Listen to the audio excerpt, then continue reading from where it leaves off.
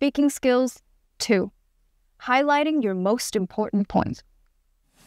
Hey friends! Welcome back to our EMI Speaking Skills series. I'm Haiyan from Cal.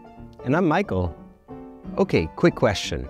Have you ever listened to someone giving an answer during a presentation and thought, wow, this is interesting, but what exactly are they trying to say? Oh yeah, I've heard of it. It's what I call the buffet-style answer. You get so much information in their answer, but you're not really sure how to make sense of any of it. Yeah, when we're nervous or excited, we tend to dump out everything we know when answering a question. But that doesn't help the audience understand our answer. Exactly. In the previous video, we discussed how to give a concise answer, and in this video, we are tackling an equally needed skill when handling Q&A. In today's video, we're learning how to organize your more complex answers clearly, so your main ideas truly shine through. Basic sentence structures. So, let's start with some basic sentence structures that you can use when delivering complex answers. You can try, there are 3 things I'd like to highlight.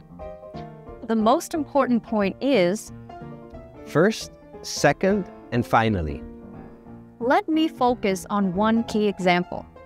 The outcome of our study indicated that when you use these in your presentations, your professors will love you. Let's do a quick example. An audience member asks you, can you explain why your group chose this strategy? You could say, sure. There are 3 key reasons we chose this strategy. First, it saved time.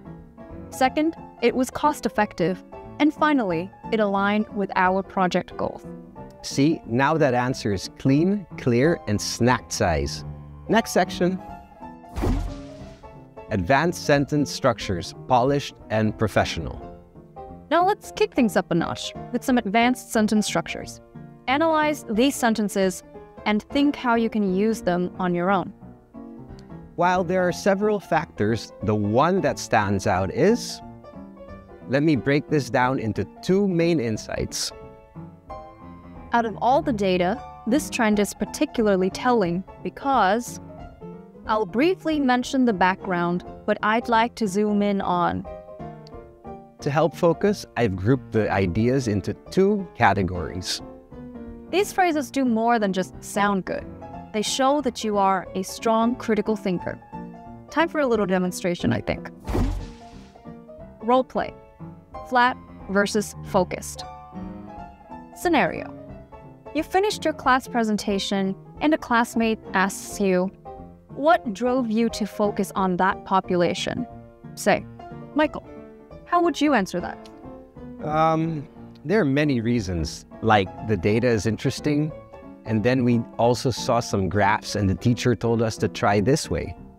I think that was a bit flat and a little bit unfocused. How about this? While there are several factors, the one that stands out is the increase in user engagement after the initial change. That made the biggest impact on our decision to focus on that population. Ah, yeah. That's the sound of an answer that lands. And when your answer lands, your grade usually lives. On to the next point. Common mistake. The knowledge dump. Okay, time for a confession. As indicated in this video's intro, I used to be a chronic rambler. Same. Especially when I didn't really prepare well. I'd panic during Q&A and I'd just start saying everything that I could remember. That's called the knowledge dump. But the reality is, saying more does not make you sound smarter. So let's go. From chaos to clarity. When answering a question, you don't have to say everything. You just have to say the right thing. And that starts by asking yourself one powerful question. What does my audience need to remember? And what does my audience need to take away? I like those questions. They help you focus on adding value for the audience. Let's do some. Real-life scenarios. Let's do a couple of examples from class presentations or discussions. Scenario 1. project justification. Imagine your professor asks, "Why did your group choose this approach for the project?"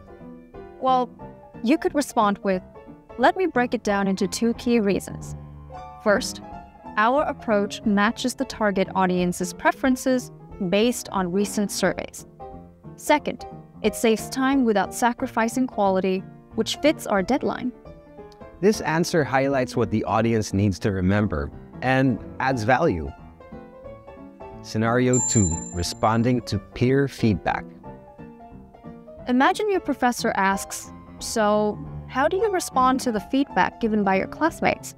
Try responding like, "While we got several useful suggestions, the one that stood out was about improving clarity. We realized our main argument wasn't obvious or focused, so we revised the introduction and added clearer transitions that linked our core ideas together." Nice one!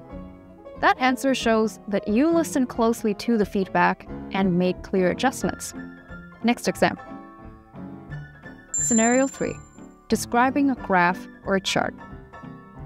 Imagine a classmate asks, "Can you walk us through the findings of the graph on slide 4 again?" Try focusing your answer by saying, "I'd like to highlight two trends in this graph. First, sales increased steadily from January to March.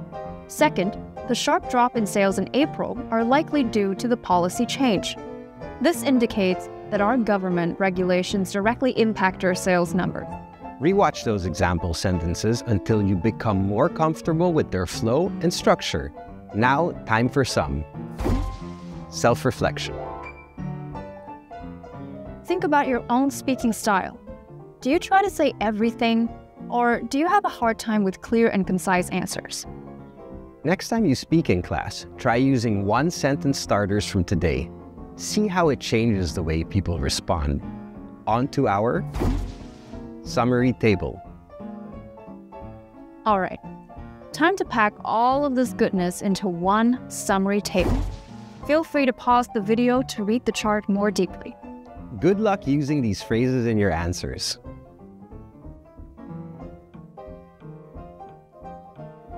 You'll be surprised how much more engaged your professors and classmates become. Now, here's our recap and takeaways. So let's recap all the goodies we've covered today. First, don't dump everything you know, and lead with key ideas, not background noise. Next, structure answers with clear signposts and use powerful phrases to guide attention. Then, keep things digestible, short, focused, and memorable. And always highlight what the audience needs to remember and highlight what adds value.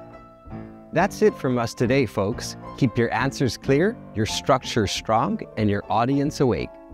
We'll be here cheering you on at Cal. We hope to see you in one of our tutoring sessions. And in the next episode, bye!